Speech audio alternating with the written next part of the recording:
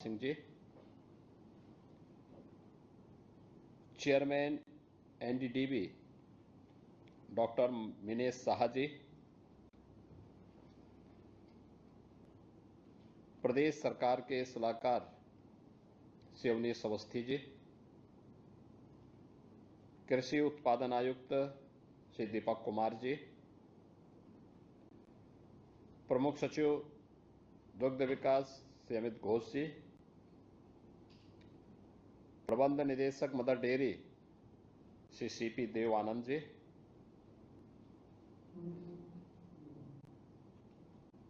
आज के इस कार्यक्रम में उपस्थित दुग्ध विकास विभाग और एनडीडीबी से जुड़े हुए सभी अधिकारीगण, पीसीडीएफ के प्रबंध निदेशक और अन्य विभाग के अधिकारीगण, मैं सबसे पहले एनडीडीबी के सभी अधिकारियों का, अध्यक्ष और अन्य उनसे जुड़े हुए जितने भी उनके अधिकारीगण हैं, उन सब का उत्तर प्रदेश आगमन पर हृदय से स्वागत करता हूं। नेशनल डेयरी डेवलपमेंट बोर्ड आदरणीय प्रधानमंत्री जी के विजनरी लीडरशिप के अनुरूप अन्नदाता किसानों और पशुपालकों की आमदनी को कई गुना बढ़ाने में जिस प्रकार की एक सकारात्मक भूमिका का निर्वहन कर रहा है, वह अत्यंत सराहनीय है। मैं इसके लिए एनडीडीबी को पशुधन की उन्नत नस्ल के लिए, दुग्ध उत्पादन बढ़ाने के लिए और क्वालिटी मिल्क उपलब्ध कराने की एक स्वस्थ प्रतिस्पर्धा को आगे बढ़ाने के लिए हृदय से धन्यवाद करता हूं। एनडीडीबी आज इस क्षेत्र में आगे बढ़ा है तो उसका परिणाम पशुपालकों के जीवन में भी और अनेक महिला स्वयंसेवी समूहों को भी आगे बढ़ने में एक बड़ी मदद मिली है। उत्तर प्रदेश उसका एक उदाहरण है और खासतौर पर 2019 में झांसी में 5 महिलाओं ने पिलिनी मिल्क प्रोड्यूसर प्रारंभ किया था एनडीडीबी के सहयोग से, और आज वह बुंदेलखंड का सबसे बड़ा मिल्क प्रोड्यूसर बन चुका है, जिसमें हजारों महिलाएं जुड़ करके स्वावलंबन का एक नया मॉडल बनी है। ऐसे ही आगरा में, गोरखपुर में, काशी में और अन्य स्थानों में मिल्क प्रोड्यूसर के माध्यम से महिलाएं आमदनी कमाने के साथ साथ स्वावलंबन का एक नया उदाहरण प्रस्तुत कर रही हैं। उत्तर प्रदेश जैसे राज्य में जहां पर अनंत संभावनाएं पहले से छुपी हुई हैं, कृषि और कृषि से जुड़े हुए सेक्टर में, वहां पर जो कार्य होना चाहिए था, वास्तव में पिछली सरकारों की अकर्मण्यता और अन्नदाता किसान विरोधी सोच के कारण वो आगे नहीं बढ़ पा रही थी। योजना बनती थी बंदर बांट करने के लिए, योजना बनती थी ठेके पट्टे हथियाने के लिए, उसके पीछे अन्नदाता किसान का, नौजवान का, महिलाओं का, पशुपालकों का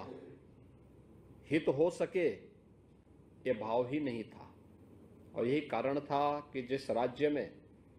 कृषि सेक्टर में अनंत संभावनाएं थीं, वह राज्य धीरे धीरे करके बदहाल होता गया। लगातार किसान आत्महत्या करने लग गया। पशुपालक अपने पशुधन से एक प्रकार से उसने वैराग्य सा धारण कर लिया था। लेकिन 2014 के बाद देश के अंदर समग्र विकास की जिस अवधारणा को प्रधानमंत्री मोदी जी ने आगे बढ़ाया, आज वह जमीनी धरातल पर देश के अंदर भी देखने को मिल रहा है और उत्तर प्रदेश के अन्नदाता किसानों के जीवन में हुए परिवर्तन के माध्यम से भी हम देख सकते हैं। आज हमारा अन्नदाता किसान खुशहाल है। आज वो आत्महत्या नहीं करता, पलायन नहीं करता। आज उसे कृषि सेक्टर और कृषि से जुड़े हुए एलाइड सेक्टर में सभी प्रकार की प्रोत्साहन भी मिलते हैं, तकनीक भी मिलती है और उसे हर प्रकार से सरकार सहयोग करने के लिए तत्पर दिखाई देती है। पहली बार हुआ है कि आईसीआर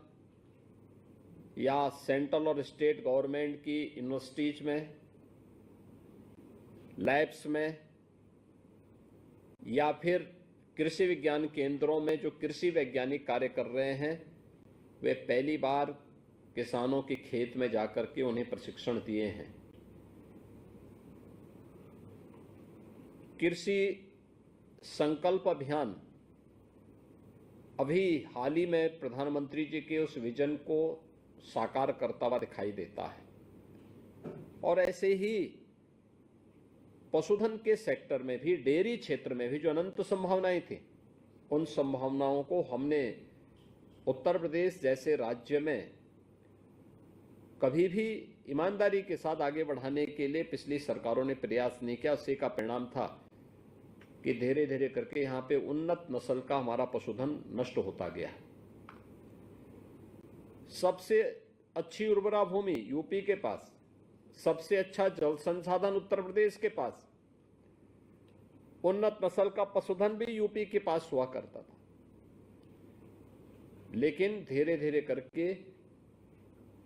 ये चीजें लुप्त प्राय होती गई। अब इस सेक्टर में पिछले 10-11 वर्षों में किए गए कार्यों का परिणाम उत्तर प्रदेश के अंदर भी देखने को मिल रहा है। आज उत्तर प्रदेश में भारत सरकार के सहयोग से जिन डेयरीज को हम लोगों ने आगे बढ़ाया है, वे अच्छा कार्य कर रही हैं। और एनडीडीबी, ये चूंकि भारत सरकार से जुड़ा हुआ प्रतिष्ठान होने के नाते उनके सपोर्ट से आगे बढ़ रहा है, तो स्वाभाविक रूप से राज्य सरकार को अपनी डेयरी को उन्हें उपलब्ध करवाने और उनके माध्यम से जो प्रॉफिट शेयरिंग में अपने कार्यक्रम को आगे बढ़ाने में किसी प्रकार की कोई दुविधा भी नहीं होनी चाहिए थी। और मैंने इस बात को बहुत पहले कहा था कि भाई ये कार्यक्रम हमारे पहले होने चाहिए और जो भी बंद हो करके उस जिसमें सैकड़ों करोड़ खर्च हुए हैं, उन डेयरी को बंद करके स्क्रैपिंग करने की बजाय अगर हम उन्हें संचालित करके पूरी क्षमता के साथ संचालित करेंगे तो नौजवानों को रोजगार मिलेगा, अन्नदाता किसान और पशुपालकों को अतिरिक्त आमदनी होगी और जो पैसा हमने नाबार्ड के सहयोग से राज्य का धनराशि, जो पैसा इन डेयरीज के निर्माण में लगा है, यह उसको रिटर्न करने में कुछ सफल हो पाएंगे। और मैं पीसीडीएफ से कहूंगा कि एनडीडीएफ के इस मॉडल को देखें, उसको अंगीकार करें। दुग्ध समितियां कैसे कार्य कर सकती हैं, ये चीजें हमें देखनी चाहिए। और मुझे अच्छा लगा कि पिछले 8 वर्ष में प्रदेश के अंदर कई डेयरी आगे बढ़ी है। अभी अमूल ने वाराणसी में अपना काम प्रारंभ किया, हजारों किसानों के जीवन में परिवर्तन का कारक बन रही है। लखनऊ में एनडीडीबी के सहयोग से हम लोगों ने जो कार्यक्रम आगे बढ़ाया, उसके परिणाम सार्थक आए हैं। लेकिन पीसीडीएफ को अपनी उस कार्य पद्धति और कैपेसिटी बिल्डिंग के लिए नए प्रयास की आवश्यकता है, जिस प्रयास को हम एनडीडीबी आपके सामने उदाहरण है, अमूल आपके सामने एक उदाहरण है, मदर डेयरी आपके सामने एक उदाहरण है। हम क्या आप राज्य के अंदर पराग को या अन्य संस्थाओं को भी इसी रूप में आगे बढ़ाने में अपना योगदान दे पाएंगे? उनकी कैपेसिटी बिल्डिंग के लिए, दुग्ध समितियों के गठन करने के लिए, चिलिंग प्लांट कहाँ स्थापित होने हैं, कैसे हम क्वालिटी मिल्क को प्रत्येक व्यक्ति तक पहुंचाने में योगदान दे सकते हैं, ये तभी हो पाएगा जब ये डेयरीज चलेंगी और संचालित हो पाएंगे। और मुझे प्रसन्नता है कि आज ये 4 स्थलों के लिए MOU national dairy development board के साथ आज यहाँ पे संपन्न हुआ है, जिसमें गोरखपुर में 1 लाख क्षमता की डेयरी 2023 से ही बंद थी। ये डेयरी चली तो, लेकिन दूध पूरा नहीं आता था, लगातार घाटे में चल रही थी। कोई प्रयास नहीं हुए कि नए दुग्ध समितियों का गठन करके हम किसानों को उसके साथ जोड़ सकें, अन्नदाता किसानों को उन्नत नस्ल का पशुधन दे सकें, अच्छी गाय,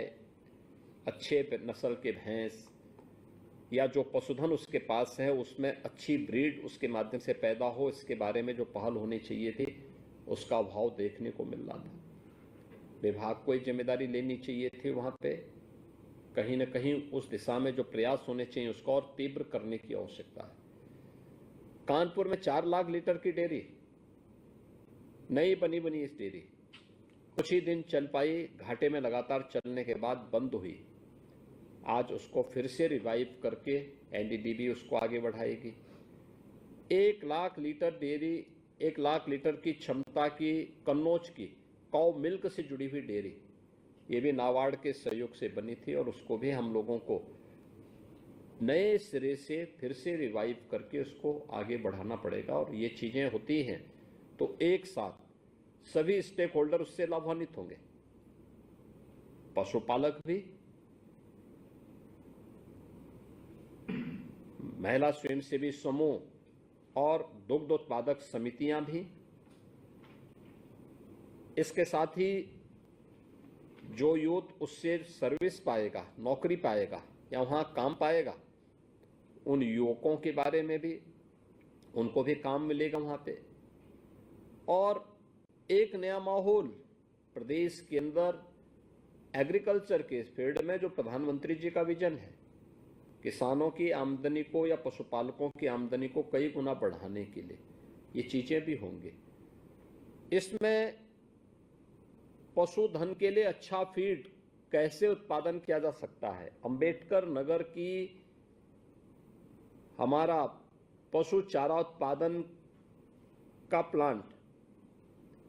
वह भी मात्र 12% क्षमता से ही चल पा रहा था। अब NDDB उसको संचालन करेगा,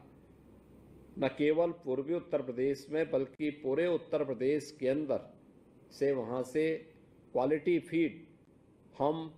पशुधन के लिए उपलब्ध करवाने में बड़ी भूमिका का निर्वहन कर पाएंगे। और मुझे लगता है कि इस मामले में जो बातें यहाँ पर NDDB ने अपनी बातें जो यहाँ पर कही हैं, खासतौर पर जिन चीज़ों को लेकर के ये डेयरियाँ यहाँ पर प्रदेश के अंदर हमारी ये चीज़ें काम किए कर रही थी, MOU की जो शर्तें हैं बहुत स्पष्ट हैं और उस स्पष्ट शर्त के साथ इन चीज़ों को लेकर के कि जिसमें लीज रेंट के साथ साथ यहाँ पर प्रॉफिट शेयरिंग भी 50-50% के साथ NDDB इनको संचालन करने की दिशा में आगे बढ़ रही है। मुझे पूरा विश्वास है कि NDDB एक समय सीमा के अंदर एक बहुत शॉर्ट समय सीमा तय करें जिस दौरान आपकी डेयरी तैयार होती है, उस दौरान दुग्ध समितियों को वहाँ पे रिवाइव करके कैसे हम इन चीज़ों को आगे बढ़ा सकते हैं। हमारा भी प्रयास होना चाहिए कि जहाँ पे मिल्क प्रोड्यूसर बन रही है, मेरा मानना है कि सबसे आसान तरीका है उनका प्रशिक्षण, उनको मार्जिन मनी में सहयोग करना और चिलिंग प्लांट लगा करके उनकी आमदनी को कई गुना बढ़ाने में हम योगदान दे सकते हैं, डेयरी के साथ उन्हें जोड़ने में। क्वालिटी मिल्क बच्चों को और परिवार वालों को मिलेगा, क्योंकि इसमें जो मिलावट हो रही है मैंने पिछले दिनों बड़ी कार्रवाई करवाई थी प्रदेश के अंदर कुछ जगहों पे। पशुधन है नहीं, लेकिन खोआ बनाया जा रहा है, पनीर बेचा जा रहा है, टनों टन, ये सब फर्जी है। लोगों के यानी जन स्वास्थ्य के साथ खिलवाड़ किया जा रहा है। कार्रवाई हुई है और मुझे लगता है कि एक तरफ हमें क्वालिटी मिल्क प्रोडक्ट उपलब्ध करवाने के लिए प्रोत्साहित करने चाहिए, लेकिन दूसरी तरफ मिलावटखोरों के खिलाफ भी सख्त कार्रवाई करने के लिए तैयारी रखनी चाहिए। आज का यह अवसर इस दिशा में उत्तर प्रदेश के डेयरी सेक्टर की दिशा में एक महत्वपूर्ण कदम है। एनडीटीबी ने आज एक साथ इन चारों महत्वपूर्ण 3 डेयरी और एक चारा उत्पादन के प्लांट के बारे में अपना एमओयू यहाँ पे किया है और मैं विश्वास करूंगा कि इस दौरान जब तक वह इन यूनिट को रिवाइव करता है, एक शॉर्ट पीरियड होना चाहिए, उस शॉर्ट पीरियड के अंदर इसको रिवाइव करने